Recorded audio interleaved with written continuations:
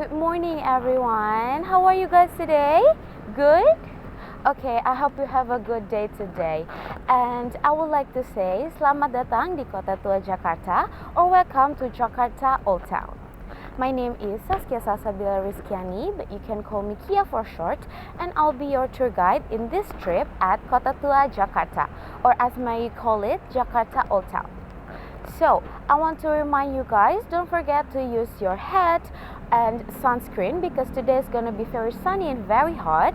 And also, I have a first aid kit in my bag and water. So, if you feel sick, uncomfortable, or feel dehydrated, don't hesitate to call me and I will gladly help you with it. Okay, so now we are arrived at a canal near the center or the square of Kota Tua Jakarta.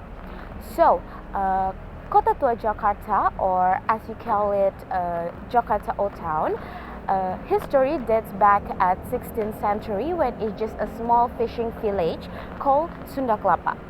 So, the origin of the Sunda Kelapa, so Sunda means Sundanese and Kelapa or Kalapa means coconut. So, the history of this, back in the day, this is actually an old port that thriving on Sundanese kingdom. That's why they call it Sunda, and this old port thriving on the international spice trade, especially pepper. So, that's why they call it Sunda. And then as for the klapa or coconut, back in the day, this used to have a lot of like coconut tree. That's why they call it like kalapa. That's why they call it Sunda Kelapa. And as for today, this old port actually become they accommodate Finnish ship that provide the inter-island freight in Indonesia archipelago. Okay, previously before Jakarta named Jakarta, they have a couple name before that. First being a Sunda Kelapa, and then they change it into Batavia, and then the third one they change it into Jakarta. Until 1942, they finally changed it to Jakarta until now.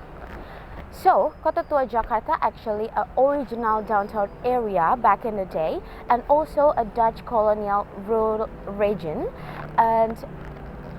But as for today, this area become known as their European architecture, and also they have a museum and the vibrant street life. So if you came here at night, you can see this unique and vibrant lifestyle here. Okay, so back in the day, the Dutch colonial built a fortress to protect them against Spain or Portuguese to maintaining their spice trade internationally. And then if you see behind me, this is the canal. So back in the day, this canal is very important for the international spice trade. They use this for a transportation and also for the trade and the market and many more. But not just for that, this canal is also become a separator from the Dutch governor or like the colonial, the important people, and also just the native or just ordinary people. So if you look here, this part, or maybe like in my right, it's for the Dutch colonial ruler or governor, and this is for the native or just ordinary people. So this canal is used to be more bigger than this actually, but because the ship doesn't become the main transportation anymore, and also the only people that have a ship just a rich people, that's why they need the mainland for living and for just transportation, make it easier. Okay, so that's it, just a little bit of intro or like the history of Kota Tua Jakarta and Jakarta. Is there any question, guys? Okay, if there's no question, shall we move to the other spot?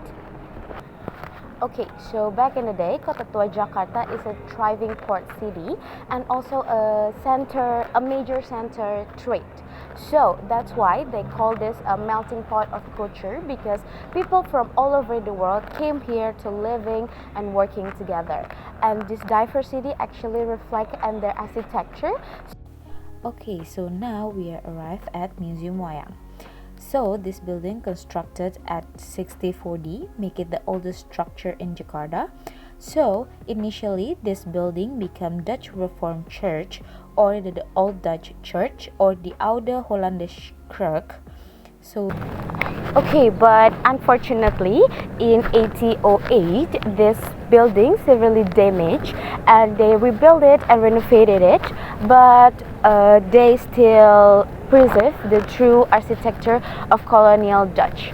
And as for today, this museum become a house for puppetry, especially Indonesian puppetry, but not just in Indonesia, but also a couple of puppetry from all over the world. Okay guys, so behind me here is the famous Museum Fathahillah or Jakarta History Museum. So this building constructed in 1707 and 1712 and it's designated for a state house or a city hall. Okay, so for almost 2 centuries, this building served multiple purposes, such as a court of law and also a prison. So in the basement of this building, there's a famous dungeon prison that separated the prison by gender.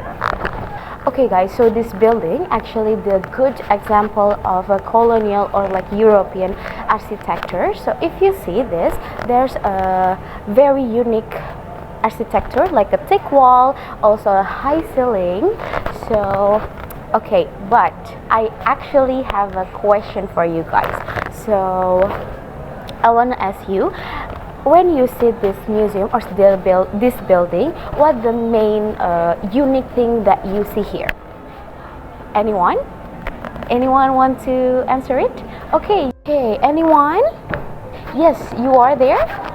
Correct, it's big window. So like behind me here is the big window. And shall we move to the other spot so you can see the window better?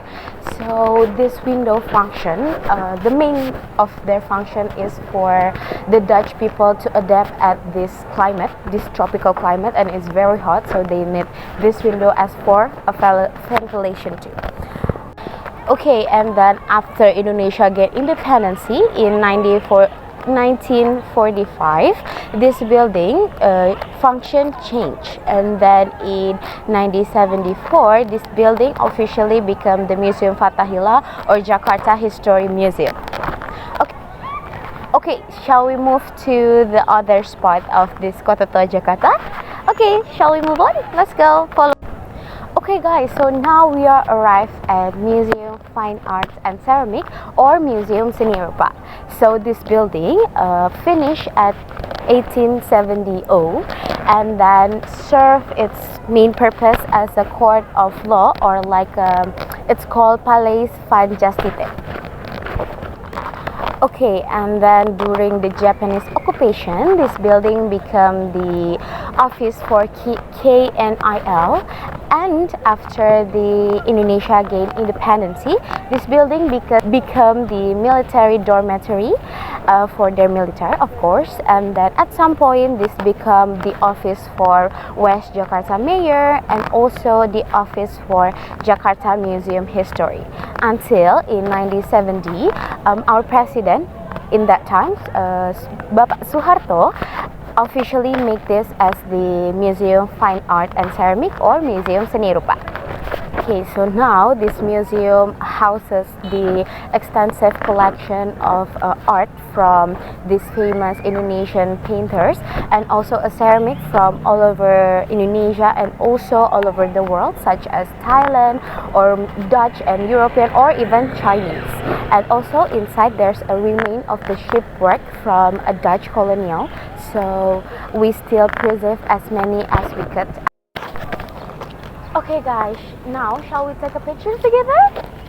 Okay, I'll take a picture for you. 1, 2, 3. Okay, that's beautiful. I will send you the beautiful picture for today in our group chat. Is that okay? Okay guys, and with that, this is come to the end of our tour. I hope you enjoy our tour today as much as I enjoy sharing it with you. And as today's journey, I hope you understand more about Jakarta history. I would like to say apologize if there's any words or act that may be uncomfortable for you. And I want to say thank you for choosing Shining Tour and Travel as your travel partner. And I will be here for a few minutes. If there's any question, I will gladly answer it for you. And then once again, I want to say thank you for your attention and enthusiasm, and see you in the next opportunity.